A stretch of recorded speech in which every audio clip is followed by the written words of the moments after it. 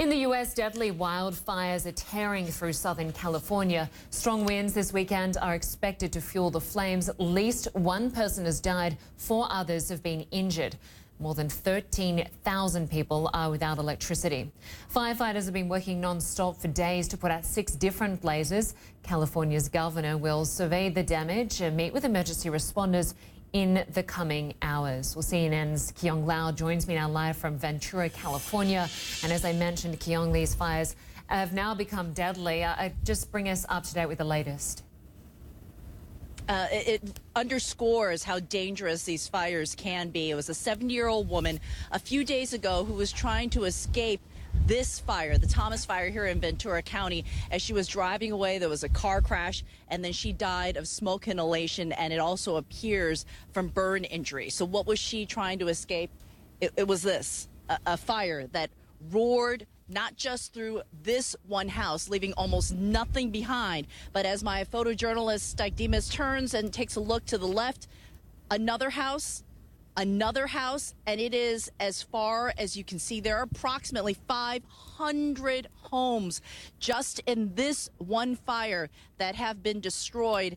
And this, again, is just one of 6 fires. This particular fire is 146,000 acres. To put that into some perspective, Linda, what we're talking about is something that is approximately the size of Chicago or 10 times the size of Manhattan. So firefighters today really trying to get the upper hand yet again on a fire. They only have 10% containment. Linda? But sadly, Kyung, the weather forecast suggests that it is going to get worse before it gets better. Yeah, you can see some of the wind blowing through my hair here. You can see it in some of the trees as well as the palm trees here. This wind is what firefighters say has been fueling the flames. They pick up some of these embers and then they fly through the air. They land on something that is dry. California is very, very dry during the winters, and then it just sparks into a huge fire. And once that fire starts, all this wind then just fuels it. It just keeps pushing it along, and that's what makes a fire grow so quickly. The fire in San Diego that we were at yesterday, it started as a small half-acre fire, and in 20 minutes had grown to 500 acres. So in just minutes, it can actually explode into something that is extremely deadly. Wow, just incredible about how fast it's moving. And it's not just, of course, the fire causing problems, also the pollution, the smoke and toxins in the air. You see that I have this mask around my neck, the ash that we're talking about. And I want you to take a look right here.